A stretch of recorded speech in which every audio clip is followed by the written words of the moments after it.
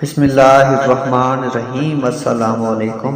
عورتیں تراویح کی نماز کیسے پڑھیں؟ تراویح پڑھنے کا آسان طریقہ یہ ہے، تراویح کی نماز جس طرح مردوں کے لیے پڑھنا ضروری ہے، بالکل اسی طرح عورتوں کے لیے بھی اس نماز کو پڑھنا بہت ضروری ہے۔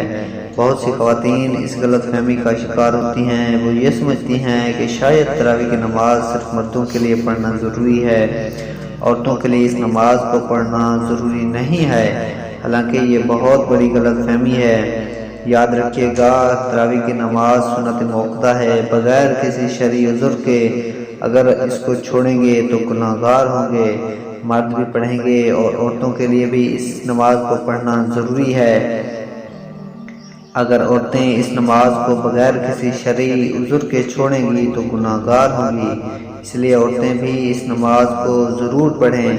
خواتین گھر کے اندر اس نماز کو کس طریقے سے پڑھیں اور اس نماز کے پڑھنے کا طریقہ کیا ہے، اس نماز کی نیت کیسے کریں گے، اس نماز میں کون کون سی صورتیں پڑھی جائیں گی، یہ سب باتیں آپ کو آج کی اس ویڈیو میں بتائی جائیں گی۔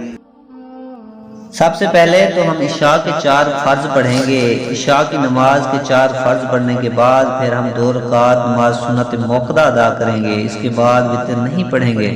پھر 20 رکعت تراویح کی نماز ادا کی جائے گی۔ 20 رکعت تراویح کی نماز پڑھنے کے بعد پھر وتر پڑھیں گے۔ 4 فرض پڑھ لیے، 2 سنت پڑھ لی، اس کے بعد پھر 20 رکعت تراویح کی نماز ہے اور وہ 20 رکعت 2 رکعت کر کے پڑھی جائے گی، یعنی 2 رکعت پڑھ کے سلام پھیر دیں گے، پھر اس کے بعد 2 رکعت اسی طرح سے 2 رکعت کر کے 20 رکعت تراویح کی نماز ادا کریں گے۔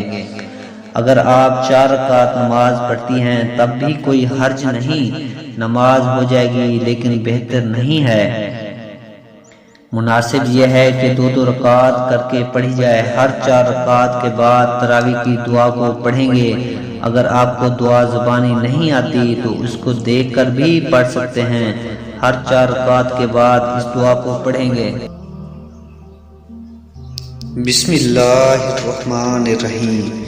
سبحان ذی الملک والملکوت، سبحان ذی العزت والعظمت والہیبت والقدرت والکبریاء والجبروت، سبحان المالک الحی الذی لا ینام ولا یموت، سبوح قدوس ربنا ورب الملائکات والروح، اللہم اجرنا من النار یا مجیرو یا مجیرو یا مجیرو۔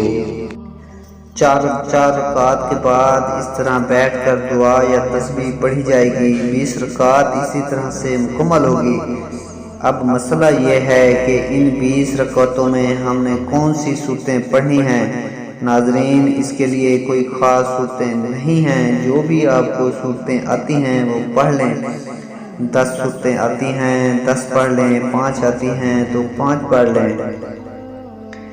جب وہ 10 صورتیں ختم ہو جائیں گی، ابھی تراویح کی نماز باقی ہے تو پھر دوبارہ سے ان کو دہرائیں، ابھی بھی باقی ہیں تو پھر دوبارہ سے پھر دہرائیں۔ اسی طریقے سے تراویح کی نماز میں جو صورتیں آپ کو آتی ہیں وہ صورتیں پڑھی جائیں گی، اور اسی طریقے سے 20 رکعت نماز تراویح کی ادائیگی کریں گے۔ اگر آپ کو صرف 4 صورتیں آتی ہیں، یعنی 4 قل آتے ہیں، تو تب بھی آپ کی نماز بالکل آسان طریقے سے ادا ہو جائے گی، یعنی 2 رکعتوں میں آپ نے 2 قل پڑھ لیے، اس کے بعد پھر 2 رکعتوں میں پھر 2 قل پڑھ لیے۔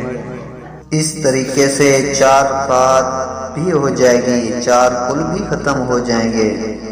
پھر دوبارہ سے ان کو دہرائیں، لیکن ترتیب کا خاص خیال رکھنا ہے کہ پہلے والی بعد میں نہیں پڑھنی اور بعد والی پہلے نہیں پڑھنی، اس طریقے سے نہیں کرنا۔ پہلے اس کو پہلی رکعت میں پڑھیں، جو بعد میں آ رہی ہے اس کو بعد میں پڑھیں، دوسری رکعت میں پڑھ لیں۔ یہ تو تھا تراویح کی نماز ادا کرنے کا طریقہ۔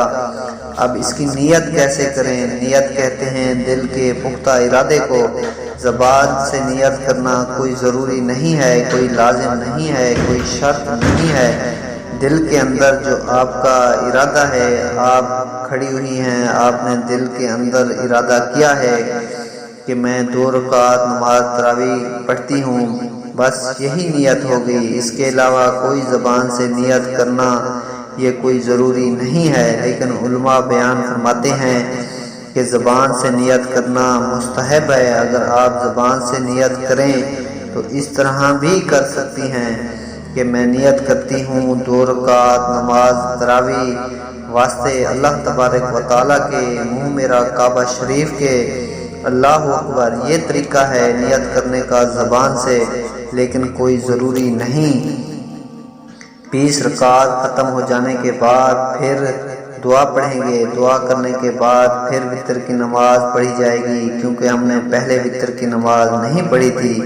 پھر چاہیں تو آگے نفل بھی پڑھ سکتے ہیں، چاہیں تو نہ پڑھیں، وہ آپ کی مرضی ہے۔